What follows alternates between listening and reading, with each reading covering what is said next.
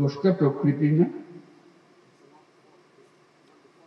দোষটা হলো প্রকৃতি বিধ্বংসী এক জীব, যার নাম মানুষ।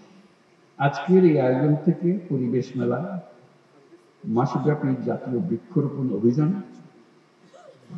ও বৃক্ষ মেলা 2025 শুরু হতে যাচ্ছে।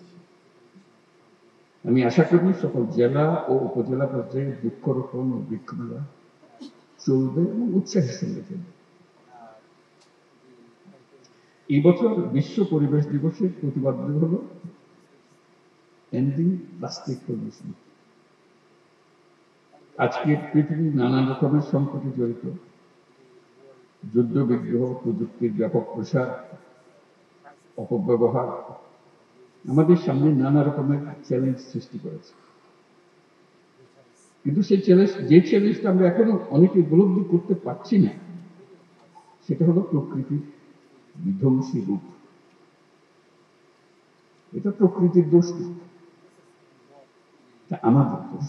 আমরা মানুষ যারা এখানে বসবাস করি, প্রকৃতির সঙ্গে তাল মিলিয়ে চলার কথা, সেটা তাল মিলিয়ে না চলে উল্টো দিকে চলে। দোষটা প্রকৃতির না,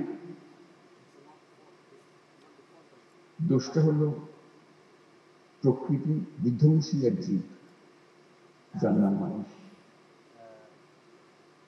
আমাদের সামনে দৈত্যাকারে হাজির হওয়ার প্রস্তুতি নিচ্ছে জলবায়ু সংকট। আমি প্রস্তুতি নিচ্ছি বলবো না, বলবো যে কাজ শুরু করে দিয়েছি। প্লাস্টিকের ব্যবহার পৃথিবীতে 3 ধরনের সংকটকে বাড়িয়ে দিয়েছে: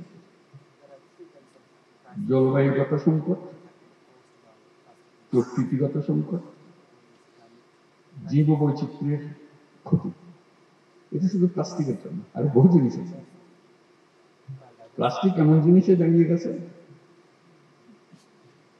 যে ক্রমাগত হুঙ্কার দিচ্ছে, হয় আমরা থাকবো না হয় তোমরা থাকবে। দুজন একসঙ্গে থাকতে পারবে না, এর জায়গায় নেই। এবং তাদের জয়যাত্রা অব্যাহত রয়েছে।